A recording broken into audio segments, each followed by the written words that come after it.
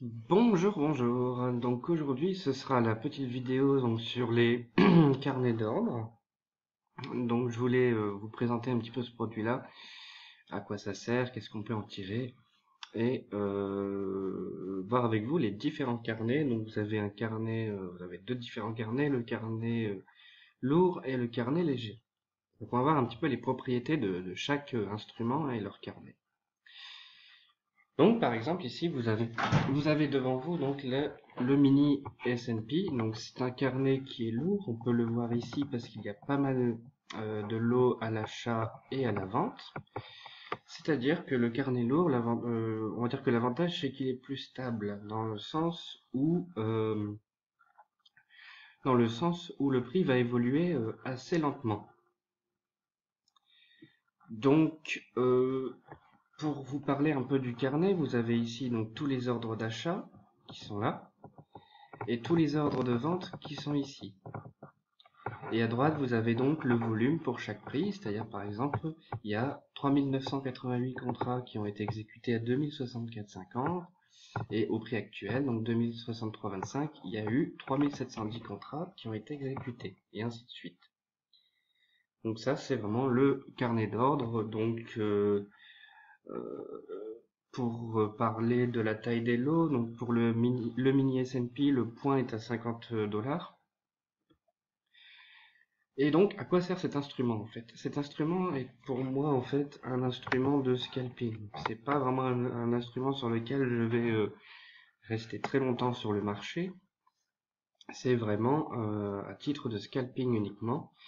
Et c'est vraiment pour récupérer 2-3 points à chaque trade. Alors, là, vous avez devant vous un carnet donc plutôt lourd. Il y a des instruments qui ont des carnets beaucoup plus légers que ça. Donc dans la catégorie des carnets lourds, vous avez l'euro-dollar par exemple, qui est un carnet donc aussi lourd que le S&P. C'est pour ça que la cotation bouge, mais pas si rapidement que ça. Et puis vous avez des carnets donc beaucoup plus légers, comme celui du Nasdaq, qui est un de mes préférés, où vous avez beaucoup moins de lots par case. Vous voyez, vous avez 8 lots, un lot ici, et donc qui va bouger beaucoup plus rapidement que le mini S&P. Et vous avez des carnets qui sont très très très très légers, donc comme par exemple le cours de l'huile de chauffage. Donc vous voyez le carnet est très léger, il y a des trous de cotation ici. Vous avez un spread qui est élargi parce que il n'y a pas énormément de monde donc, qui se place ici. Et donc c'est des carnets qui ont des mouvements donc plutôt violents de l'ordre de 6-7 ticks à la minute. Vous voyez par exemple le dernier prix d'achat ou de vente est de 1,2576. Pardon. Et vous voyez bien que déjà le cours d'achat et de vente sont entre 1,2579 et 1,2583. Donc c'est un carnet qui bouge énormément. Alors les propriétés des carnets, l'avantage donc des carnets lourds par exemple, c'est que vous pouvez rentrer au marché. Alors on va essayer de faire un petit trade pour voir. Donc moi j'aime bien le graphique. Voilà, alors. Donc dans l'avantage de ce graphique là, on va dire, c'est que vous avez tous les.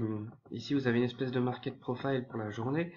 Donc moi ce qui m'intéresse c'est de voir où est-ce qu'il y a eu le plus de lots achetés. Et effectivement la zone qui est ici, là, donc comprise entre 2063,25 et 2064,75, c'est une zone où il y a eu beaucoup d'achats ou de ventes d'institutionnels. Donc là on a cassé la zone par le bas, donc j'ai un biais plutôt vendeur. Euh, Après, ce qu'il faudrait que je vois éventuellement pour aller chercher quelques ticks, c'est la taille du range. Donc là, ça range pas trop, donc c'est pas encore trop intéressant. Mais je vais quand même vous montrer comment ça marche. Alors l'avantage des carnets lourds, c'est que vous pouvez rentrer au marché, à la vente ou à l'achat. Tout simplement parce que le carnet est lourd, donc vous avez un prix d'achat et de vente qui sont collés. Il n'y a pas de spread, il y a 0,25 de spread, c'est pas énorme. Donc si je veux vendre, j'ai juste appuyer sur Sell Market et je l'ai vendu. Donc là vous avez la position qui est ici, donc moins un lot à 2061.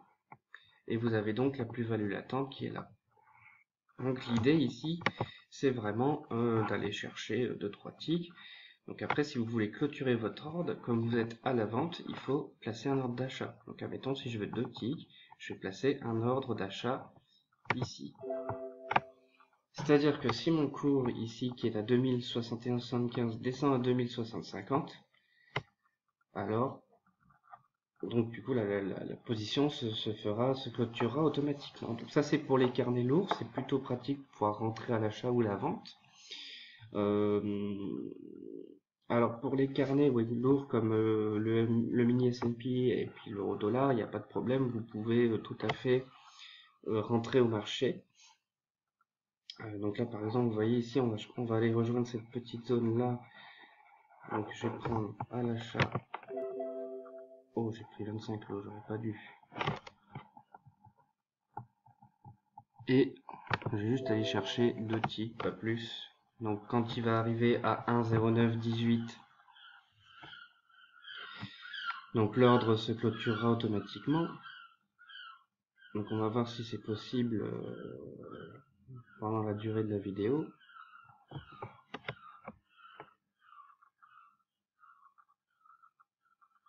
Donc ça, vous voyez, c'est vraiment des carnets très lourds, donc le cours ça peut paraître un peu ennuyeux pour tout le monde, mais le cours évolue de manière assez stable. Hein.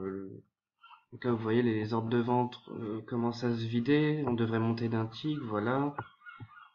Donc ça bataille, hein, 1,09, 1,16, 1,17, et moi je veux 0,918. Donc voilà, vous pouvez rentrer au marché sur les carnets lourds, il n'y a pas de problème dessus. Donc là je pense que l'ordre va être exécuté dans pas longtemps. Voilà, les ventes commencent à se vider et voilà. Donc vous avez vu l'ordre a été clôturé automatiquement, hein, j'avais placé les 25 lots. Sur des carnets un peu plus légers comme le Nasdaq par exemple, où vous allez avoir un trop de cotation ici, il vaudra mieux plutôt rentrer donc avec des ordres, avec des ordres acheteurs ou vendeurs. Donc là on est proche des plus bas, on peut s'amuser à aller chercher un tick, donc éventuellement faire ceci.